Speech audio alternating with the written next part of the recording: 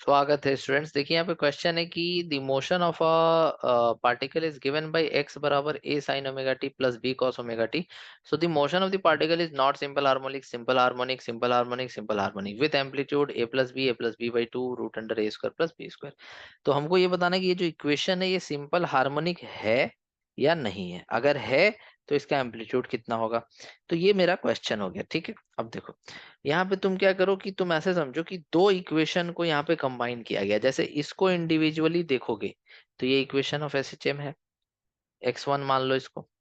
इसको इंडिविजुअली देखोगे तो ये भी एसएचएम का इक्वेशन है, तो इसको भी x2 मान लो। तो x1 बराबर a साइन ओमेगा टी और x2 बराबर b कॉस ओमेगा टी। तो ये दोनों अपने में इंडिविजुअली अगर देखा जाए तो दोनों एसएचएम है। क्लियर। हम अगर चाहें तो इसको ऐसे लिख सकते हैं b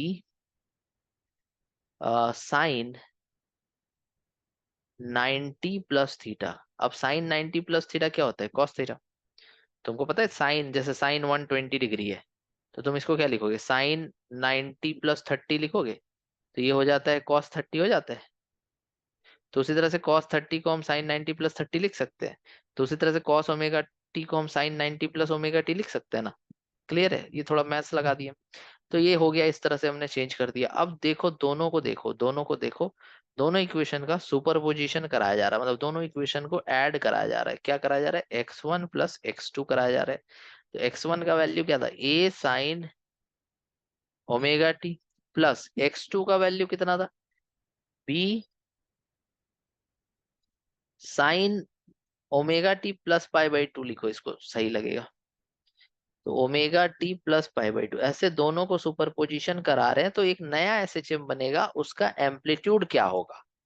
आई बात समझ में? जैसे कि मान लो तुमको इस तरह से एक वेव हम दे दिए। अब हम बोले कि इसको इसके साथ कंबाइन करो। तो इसका इक्वेशन मान लो x1 था, इसका इक्वेशन मान लो x2 था। तो दोनों को कंबाइन करना मतलब सुपरपोजिशन कराना। और फिर इन दोनों को कंबाइन करने के बाद एक नया वेव मिलेगा जिसका एम्पलीट्यूड थोड़ा बढ़ जाएगा। ऐसे ही होता था। उसी तरह से एक एसएचएम है x1, दूसरा एसएचएम है x2। दोनों अलग अलग एसएचएम है, दोनों को जब कंबाइन किए, सुपरपोजिशन किए, तो आया x बराबर x1 प्लस x2। अब इन दोनों को मिला करके जो नया एसएचएम बनेगा उसका इक्वेशन क्या होगा, और एसएचएम होगा भी कि नहीं, वो इक्वेशन हम लोग को ये समझना है यहाँ पे। ठीक है, तो देखो तुम ऐसे समझो कि इसका एम्पलीट्यूड ए है। क्या है इसका एम्पलीट्यूड? ए। तो मान लो कि हम इसका एम्पलीट्यूड ए को इधर दिखा दिए। अब इसका एम्पलीट्यूड क्या है भाई? तो इसका एम्पलीट्यूड बी है और angle plus pi by two है, मतलब इस ओमेगा टी के साथ प्लस पाई बाई टू का एंगल है। दैट मीन्स कि हम बी को इधर दिखाएंगे और कितना डिग्री पे दिखाएंगे? प्लस पाई बाई टू, मतलब 90 डिग्री। किसके साथ? ए के साथ। क्यों? देखो फेज डिफरेंस बोलते हैं इसको। क्या बोलते हैं? Phase difference. जैसे ये एक इक्वेशन ऑफ एसएचएम है तो इसका वैल्यू एम्पलीट्यूड ए है, ठीक है, चलो दिखा दिया। ये एक दूसरा एसएचएम है तो इसका एम्पलीट्यूड बी है, चलो दिखा दिया। तो क्या हम जिधर ए है उधर ही बी को लिख देंगे? क्या नहीं, वेक्टर सम होता है सुपरपोजिशन में। दैट मीन्स कि मेरे को एंगल भी कंसीडर करना पड़ेगा। किसके बीच में? ए और बी के बीच में। तो ए और बी के बीच में कितना एंगल है? प्लस पाई बाई टू, मतलब बी जो है वो आगे है ए से, कितना? Plus pi by two. Clear हुआ इतना? अब तुम खुद बताओ कि इनका रिजल्टेंट कितना आएगा।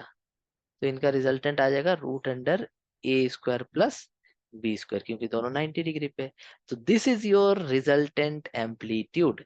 This is your resultant amplitude. Clear है यहाँ तक? Any doubt? No doubt? Okay. चलो अब देखो, अब तो हमको तो पता चल ही गया कि आंसर नंबर डी सही होगा, बट ये इक्वेशन ऑफ एसएचएम है, ये कैसे पता करेंगे? देखो इसको लिख दो ए साइन ओमेगा टी, इसको लिख दो B sign A cos B. ठीक है, प्लस, नहीं नहीं ब्रेक मत करो, ब्रेक करोगे तो फिर वहीं पहुंच जाओगे जहां से चालू किए थे। ठीक है, ये तो एम्पलीट्यूड हम निकाल के तुमको बता दी।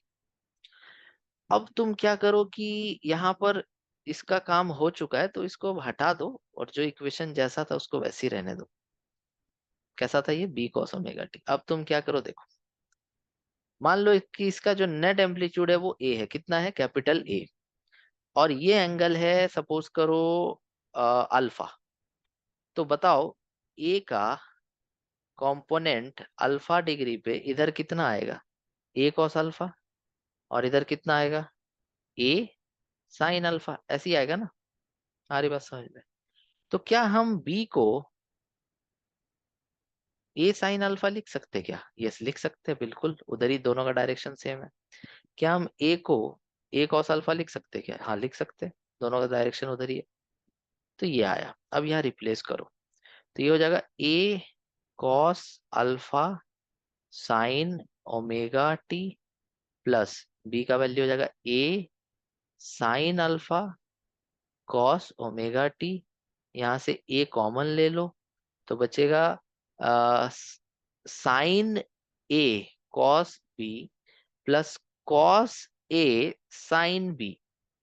तो इसको लिखेंगे साइन ए प्लस बी। इतना आ गया। तो ये हो गया x बराबर, क्या हो गया, x बराबर A sine omega t plus alpha, where A is net amplitude. तो इसको लिखेंगे x बराबर root under A square plus B square sine omega t plus alpha. तो ये जो नया ऐसे इक्वेशन जो दोनों को मिला करके बना, ये भी तो इक्वेशन ऑफ एसएचएम ही है। So this is also an equation of SHM, जहाँ पे रिजल्टेंट एम्पलीट्यूड कितना है, रूट अंडर स्मॉल ए स्क्वायर प्लस बी स्क्वायर। अगर कोई बोलता सर अल्फा का वैल्यू बता दो सर, तो टेन अल्फा इक्वल टू हो जाता बी बाई ए। क्या हो जाता, बी बाई ए, मतलब अल्फा क्या हो जाता, tan inverse B by A, perpendicular by base, perpendicular by base. तो ये पूरा डिटेल सॉल्यूशन है। अगर इसके अलावा तुमको कोई और मेथड बताता है तो तुम करो उसको, लेकिन ये बेस्ट है, अच्छा है, समझने लायक है। ठीक है, अगर कोई कमेंट डाउट रह गया हो सकता है रह जाए, तो कमेंट करके मेरे से पूछ लेना, I will give reply to that. Okay, so let's end this, thank you so much for watching.